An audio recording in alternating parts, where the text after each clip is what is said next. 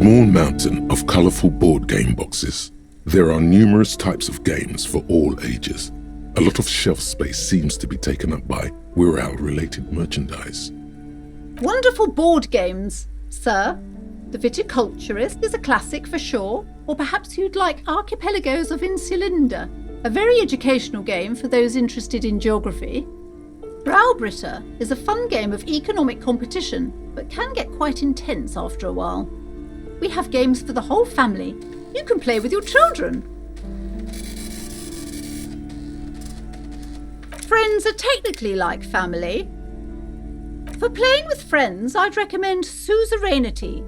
It's a civilization building game where you build a civilization, then set off to brutally colonize and repress other civilizations. It'll cost 12 real. Lousy auras there.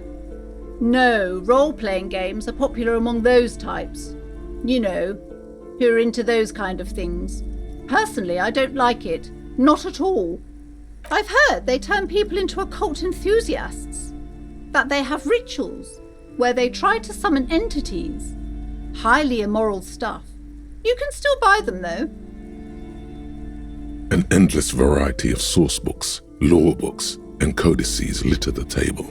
The topmost book is titled Welkin Compendium, 2nd edition. There's also a large hardbound tome with intricate cover art, The Hunters of Katawak, Boreal Creature Compendium, and a Pick Your Path adventure gamebook titled Tales of Wirral, Cavern of Velkrag. Books in a board game section? Who wants to read books?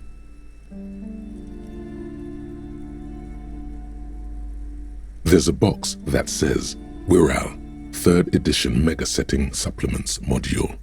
The side panel notes, a fantastique adventure board game, new maps and miniatures. A sticker on it displays 25 real. That price is steep, but then it's the 3rd edition Mega Setting Supplement, so it makes sense.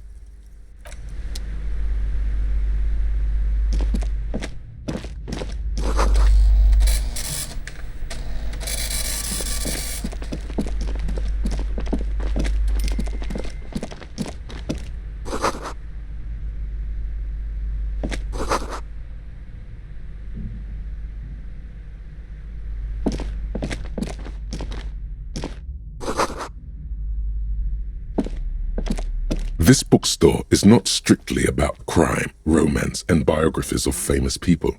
There's also a wide range of paranatural literature.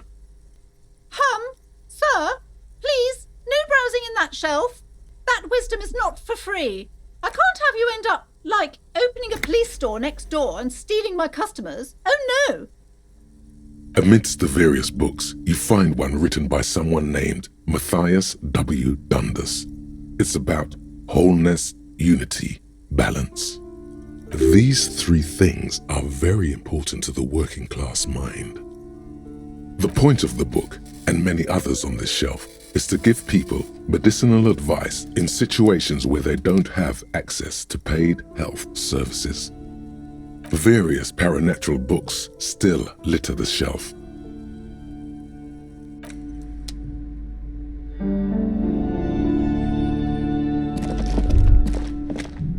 These shelves are overburdened with books from the same series. You see the name Dick Mullen over and over. A couple of spook novels hide amidst all the detective books. Thrilling tales of spycraft and daring-do. Oh, crime, robberies, murders, even sexual crimes. We're fortunate to have Dick Mullen and his stories to sort all that out. You're a police officer, apparently. You should buy all of these. They really do teach a person how to be a proper detective. Note, reading about Dick Mullen would not actually make you a better detective. Crime fiction is a disgrace, an asinine misrepresentation of the physical attributes of the arduous everyday work of actual police officers. These books greatly overstate the excitement of police work, glossing over how long it takes to actually follow up on leads and eliminate dead ends. What's more, they completely ignore the psychological hardships of year after year coming into contact with people during the worst days of their lives. Not a single mention of all the stress this work creates upon the officer's family. Detective fiction just doesn't tell the truth at all. Now, would you like a list of all the books found on the shelf?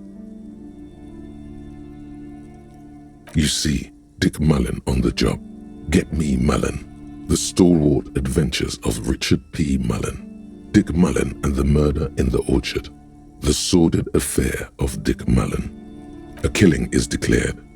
Dick Mullen in the Murder House. The Final Case of Dick Mullen.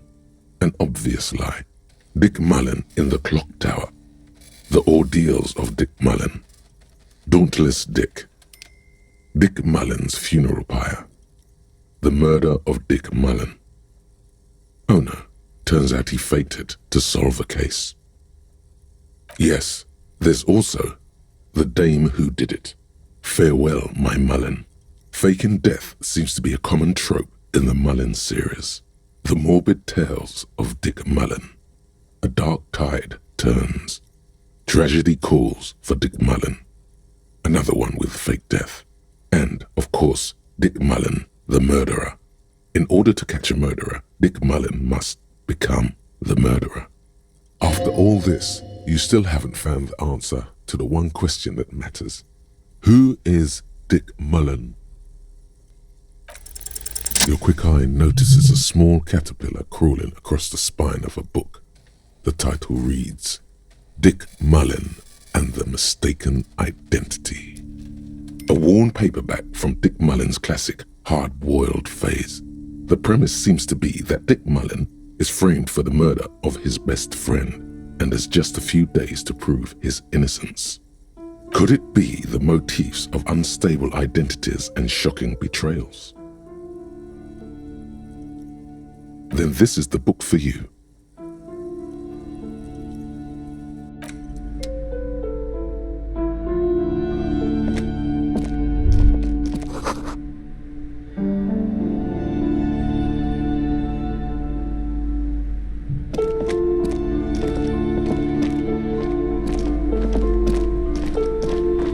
Welcome to Crime, Romance and Biographies of Famous People.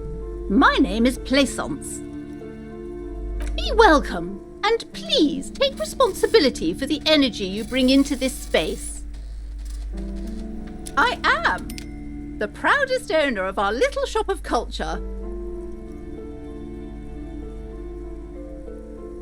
Goodness, you were already doing good, browsing the shelves. Why'd you stop? Don't you feel compelled? Go!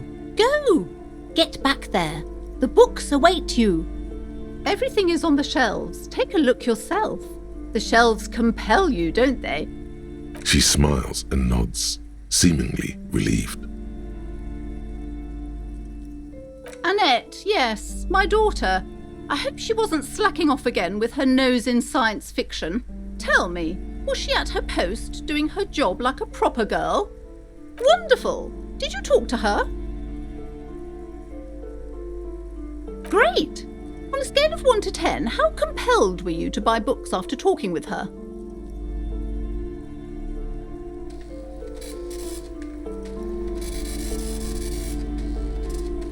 My precious, her dedication brings joy to my heart. If you have children, I hope they turn out as great as my Annette.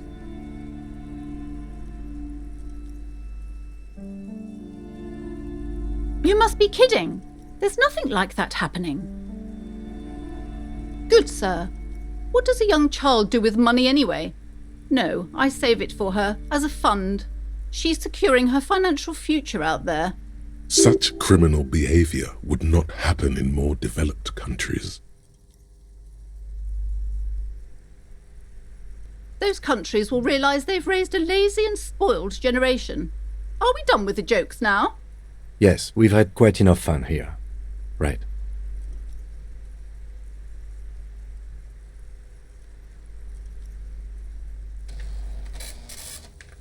God! I've told her not to do that. It's such a disgusting habit. She'll get over it. Anxiety is a part of life. She can, if she has enough willpower. This is what's called growing pains. Life isn't easy. Life doesn't give breaks. Come on, ma'am. It's obvious she can't do anything about it. You are placing an unnecessary burden on a young child.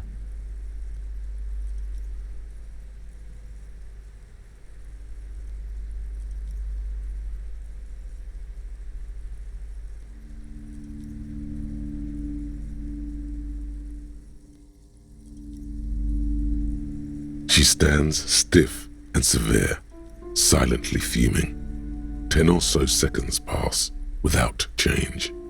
She's looking for one, but there simply aren't any good arguments for being an asshole. Oh no. Hold on. I need to invite her inside and apologise. She must be freezing out there.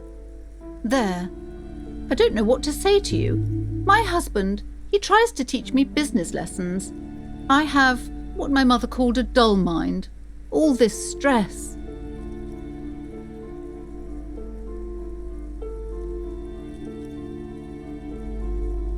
Yes, I'm afraid so. A real treat she is. It would be nice if she had... No, we couldn't have afforded more children, really. Not in this economy. A glimmer of sadness blinks through the well-crafted exterior. Exactly. Yes, my husband is a successful entrepreneur east of the river. If only he were more involved in the business we're running up here. No matter.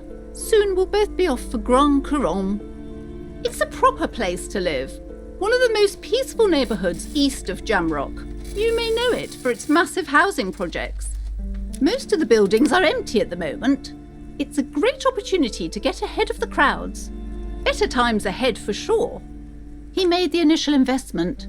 Since then, he's been what you might call a silent partner. Super silent, almost inaudibly so. She's been too busy helping me here, so she studied at home this trimester. This is a temporary solution, of course.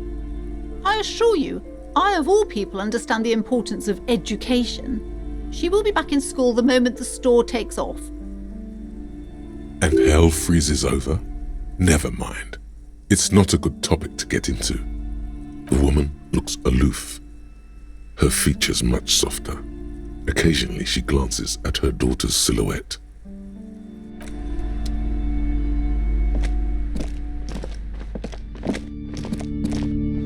You see a set of tattered curtains blocking the way to another room. A strange cage-like trinket dangles from the curtains.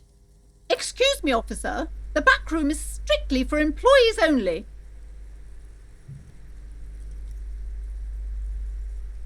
Nothing. Now please go back to browsing the books. Don't you feel compelled to look at the books? The books are all you care about. She speaks almost as if she's trying to put a spell on you, urging you to buy more books. Oddly enough, the more she tries to draw you away from the curtains, the more alluring they become.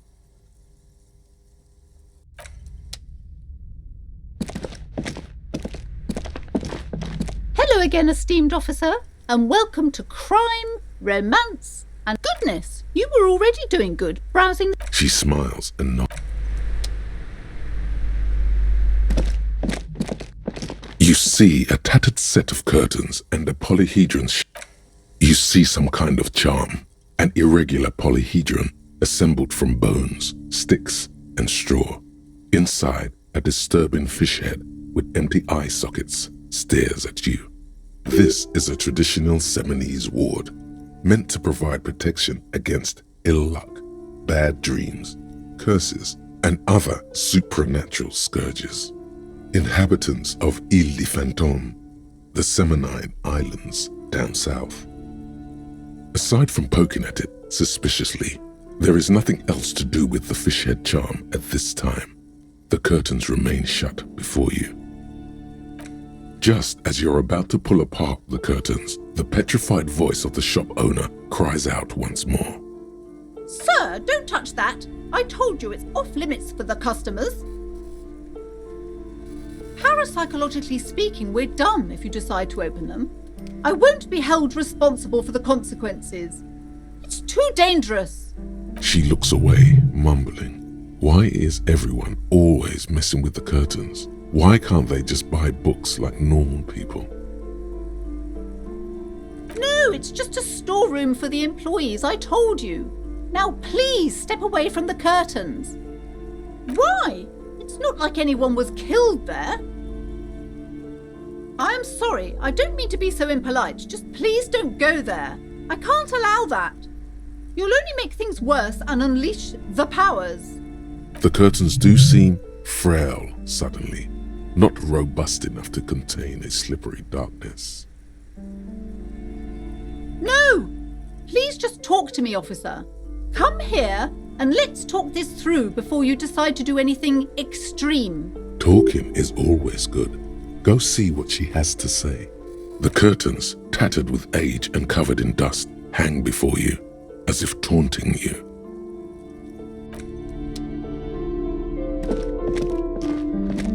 Hello again, esteemed officer, and welcome to Crime, Romance, and Biographies of Famous People. I already told you, it's just a storage room for employees. I don't understand why it's so important to you. Just let it go, officer. Go buy some goddamn books. You're supposed to be drawn to the books. She recites it like it's a poem, or like she's playing a role she's grown tired of. She's so tense, it's a miracle she hasn't snapped in half yet.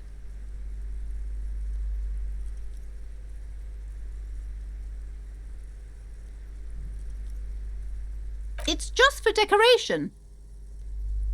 Okay, fine. It's just because this place is cursed, just like everyone said. They don't call it the doomed commercial area for nothing. Are you happy now, officer? Happy that you've ruined everything? Host of hosts, she prays. Guard me and my honest business venture from the curse that lurks behind the curtains.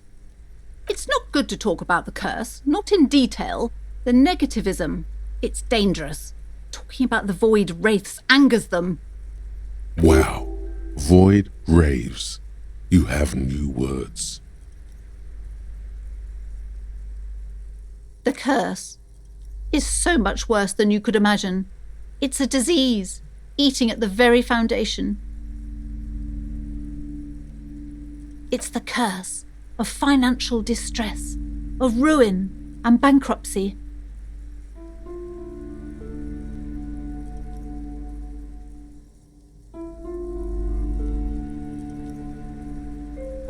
It's not just that, officer. We're dealing with something supernatural here. It's the cacodemons feeding off bad business practices and disappointing income statements.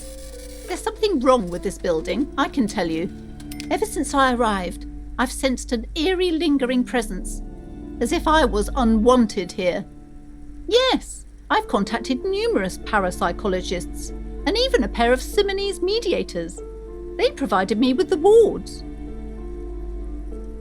The wards help to keep the doom at bay and protect us against the darkness that lies further in the building, even though now I fear it's not enough. Oh, this! No, it's a special Himian amulet, blessed by desert pygmy shamans, with a spell of compulsion. It's to compel people to buy books. There are numerous spells cast throughout the store. I had the books anointed with a different inducement spell, for example. It's guaranteed to boost sales 15%. Desert pygmy shamans.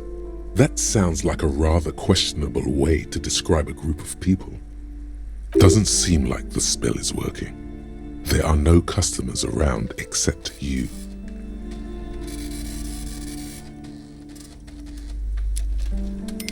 Sir, I am well educated in the commercial and esoteric arts.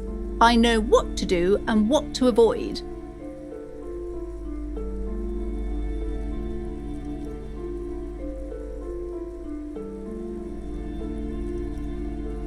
Sir, this is a bookstore, not a strip club. No one would take us seriously if we put up some horrendous neon lights. Besides, this would only tempt the phantoms of doom. They can sense the desperation, you know. Most certainly not.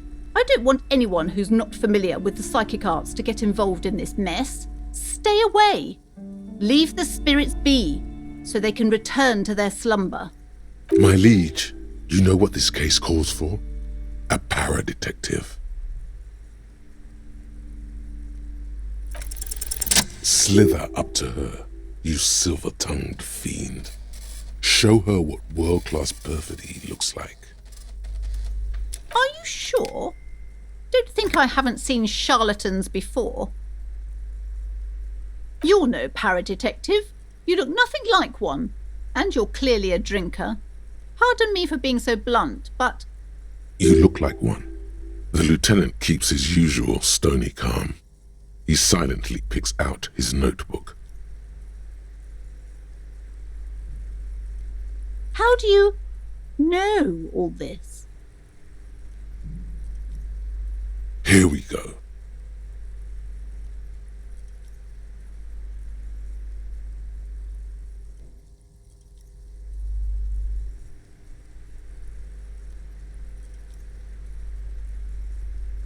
I should have realised. A pattern lies within the fabric.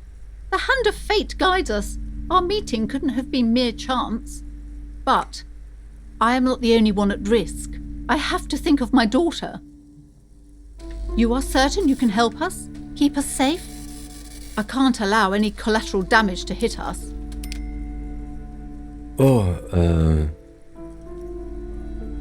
Certainly so, ma'am. I can assure you my partner is eminent in this particular field. If you promise, good officer, then you might be our last hope. Do you swear it? Thank you, sir. There's one more thing I haven't told you about yet. The entity. Do not act surprised. You know of these things, sire. You have? The entity takes the form of a woman, a witch probably. I've suspected that she must be connected to the curse ever since I first saw her. Did you know that she lives inside the chimney? Yes, that chimney is part of the building's central furnace, and it's enormous. She has barricaded herself behind some metal security curtains.